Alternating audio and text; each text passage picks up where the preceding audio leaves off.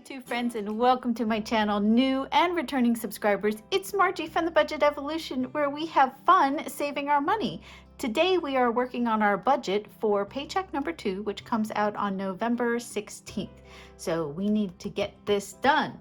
All right, we are working on our Easy Cash Budget Extended Weekly Planner. This is our newest planner. We just started using this for the month of November.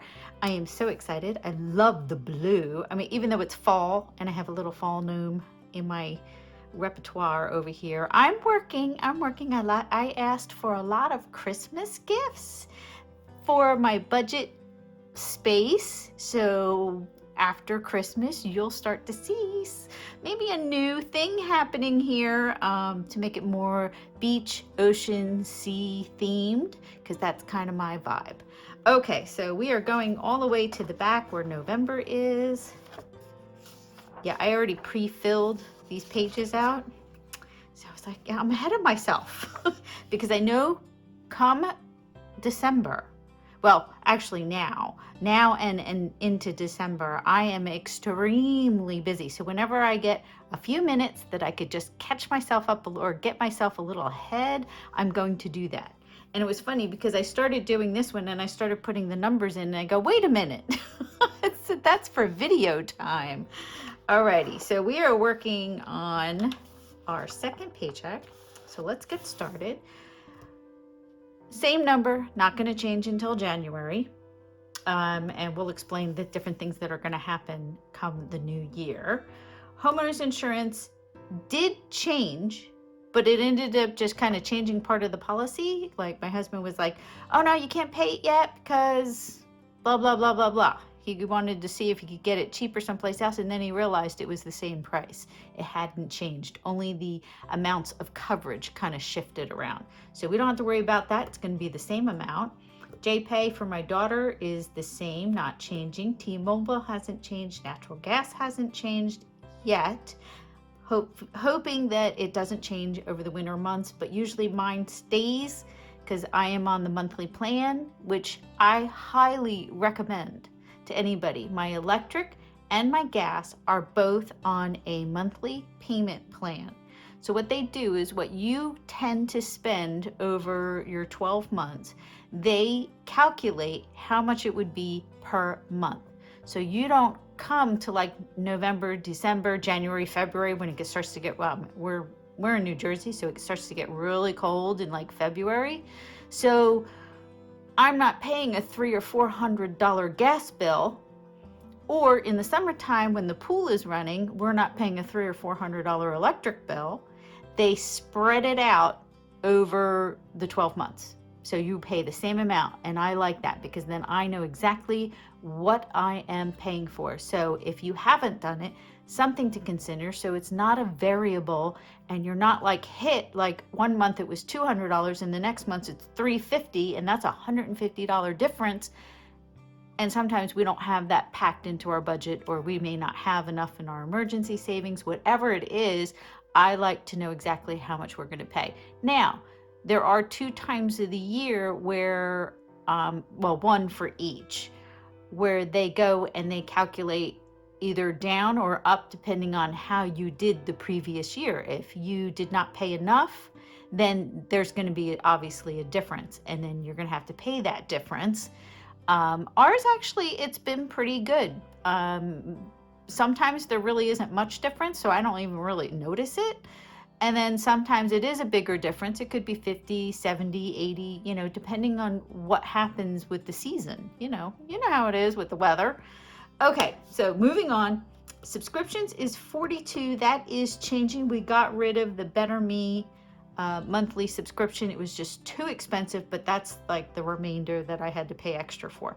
Not extra, but I paid for that month, and you know, you don't get that back. So we are going to add this up. 185 plus 200, 152, 159. Why am I so slow today? So that's $738. I don't even have my pen done. Okay, $738, and then we take that from our 1165 minus 738, 427.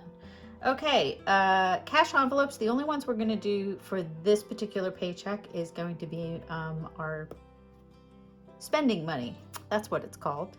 And we're only going to give each other each $30 because I don't think we're really spending that much. We do have a full budget for the whole month because just last week we both got 50.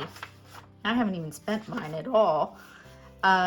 We did 120 for each of us. So we're just spreading it out over our 5-week month because this is a magic month for us. So that is $60, and then $60 from 427 is $367. The only sinking fund we are working on is my daughter's rent, and we are going to add another additional $100. We're just kind of spreading the love over the month. So that's only going to be 100. From 367 is going to be 267. This one's going to be an easy one. Quick and easy. We are going to work on our savings challenges. We are still doing our 2 months ahead. And I know in my previous video, I kept saying 1 month ahead. We are 2 months. We're already 1 month ahead. We're working on our 2 months ahead. So we do I think we're only doing, $20. $20. I have 20 envelopes for my month ahead binder. And I put $1 in each one, each pay period, unless like this month, we're gonna have a little extra. So I'm looking forward to that. So that is there. So that leaves us with $247. We're not doing any debt. We usually wait till my husband's paycheck to do the debt. So we got $247. And of that is gonna be our 100 envelopes. I did put it over here. Siri picked 99. Yeah. But you know what? Do it in the month where we have that extra paycheck. I like that. Get that high number out. Don't have to worry about it. Okay, so 247. Mine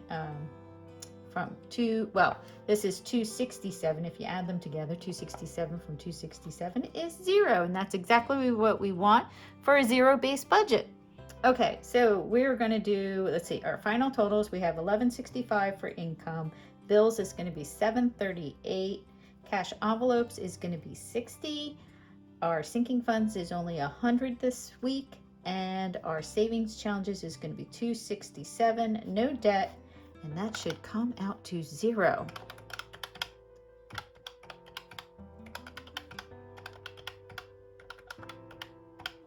Awesome. Awesome. It's like my favorite word. I like the word awesome. Okay, so now I'm going to just kind of slide this over because we are going to be working on this part. I'm trying to do it where it doesn't get that glare, but I don't know if I can. Oh well. So J House for our sinking funds is $100. We are going to just do $100 bill. This is our cash stuffing tracker. This is what I'm going to break down and give it to my bank teller. And I think it's funny how a lot of you just go to the ATM. Are you afraid of your bank teller? Tell me in the comments, because a lot of you just go to the ATM machine, and I find that funny because I don't want to go to the ATM machine because I want to know exactly every single dollar amount I want, because my ATM machine doesn't give you a choice. You go, you ask for $200, it's going to give you $200 in 20s. It doesn't say you want 10s, 5s, 1. No, you don't get that option. So it'd be interesting to see what you guys, I know there are a few that you could tell it what you want, and if it has it in the machine, it'll give it to you. But, sometimes I ask for 67 ones, and I don't think it's going to hand out ones. Homeowners is $185. Here, let me move that for a minute. Just for a minute. So we're going to do a 100, a 50, a 20, a 10, a 5, and that is it, $185. JPay is $200, so that's easy, 2 $100 bills. T-Mobile is $152, so it's gonna be $150 and $2 little dollars, $152. Natural gas is $159, so $159, 5 and 4 ones. 159. Subscription's going to be 42. And just realize whatever money, if there is a little extra in the account, it stays in the envelope. And then when I get to a certain point and I'm going, well, we don't need this extra amount. This will be 2 20s, and 2 1s for 42. 2 months ahead challenge is easy. That's 20 $1 bills. And my challenge is, all right, so we're going to do 99 first. I don't think I didn't break it out. I did not break it out in my notes, so I'm going to have to do it by hand. So this is going to be a 50, 2 20s. So that would be 50, 60, 70, 80, 95, and 4 1s. And that'll be 99. And then I will do, let's see, we're going to do 10 10s, and we'll do 8 5s, and I was at 12, so this would be 8, so 8 9 10 11 12. Okay, that makes sense.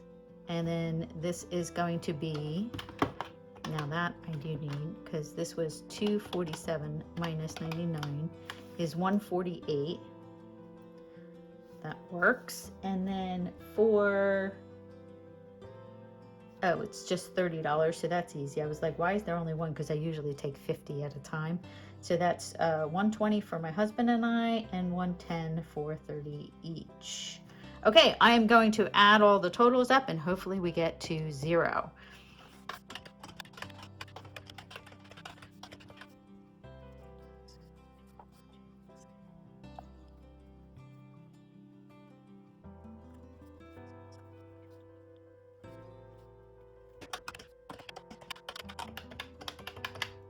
Awesome. 1165 going across the bottom, which gives us our 0 because we are taking out exactly what came in, 1165, because we are dispersing everything into an envelope. Now, some of you are going to ask me, why do I take out my bills only to put it into the bank the next month? I do that because we are working on more than 1 month ahead. And at some point, there is going to be more cash in the envelope than there is going into the bank. I'm trying to work to 3 to 6 months, so it's going to take us a long time, but that's what I'm working on. And I don't want it sitting in the bank account because I want the bank account to be strictly for things that come in and things that go out, not for holding on to money. Because my problem, I don't know if you guys have this problem, if there's a balance, like right now, I have like about a $1,400 balance in my bank account. And to tell you the truth, I'm not even exactly sure what it is. 500 of it I know is my, what do they call it? My buffer. I left $500 in it, and it'll go up and down and up and down and up and down. Sometimes it might be a little bit more because I do whole numbers. I don't put change back into the bank. So if a bill is like $1.55, I'm not going to put, I'm not going to take 45 cents out and put only $1.55 in. No, we're not dealing with that. But I get to a point where it's like, I'm not exactly sure what that balance is. Now, the other thing that I do is when the credit card bills come in, and not even before the credit card bills, I actually go online and I look at all, even though I track everything, like you can see on my private, my previous page, I track everything by day, and I know exactly how much money is going in and out of that credit card. But what I do is I go online and I don't look at my statement. I mean, I look at my statement, but I really look at what I spent from the 1st of the month until the 31st or 30th of the month. And that is when I do my closeout. That is actually what I put back into the bank. So there might be extra money sitting in there for the next, not the current credit card payment, but for the next payment, because your closing date, like I think my closing date ends on the 20th. So there's 10 days in the month that it didn't capture, and I just got too confused with, like, I have one credit card. Usually I only use the one credit card. My husband uses 3. So it was getting really confusing of what did I put in the bank, what I didn't put in the bank. And I just said, you know what? I will be consistent, and it's always anything that happened on that credit card from the 1st to the 31st. Because I know all the transactions, but it may not hit on that statement. That's why I like to keep my money outside of that bank, because that money's just kind of going in and out and in and out. And it's not something that's going to make interest because it's not sitting there for very long. Now, if I am 3 months ahead, of course, that money actually still isn't sitting in the bank. It's going to be sitting in my cash envelopes in a safe. So again, 2 months that it might be sitting in there is not going to make enough interest. That's why, because some people say, oh, but you could be putting that money into a high interest savings account. Yeah, okay. So say you have $300 and you know the APR is 4%. 4% is based over annual percentage rate. So you're not making 4% necessarily every single month. You're making it for the whole year. So it's like pennies. Yeah, it's not worth it to me. So, but that's how I keep myself straight. This was our weekly budget. If you guys ever have any questions or want to know something that I do or I don't do or explain it, I would be happy to try, if I can, to put a video out for anything that you guys might have questions on, because I'm still learning, and sometimes you guys have better ideas than me, and I might take on, you know, you might say, oh, it's a lot better if you do it this way. And if I try it, and I usually will try anything, so if I try it, I learn from that.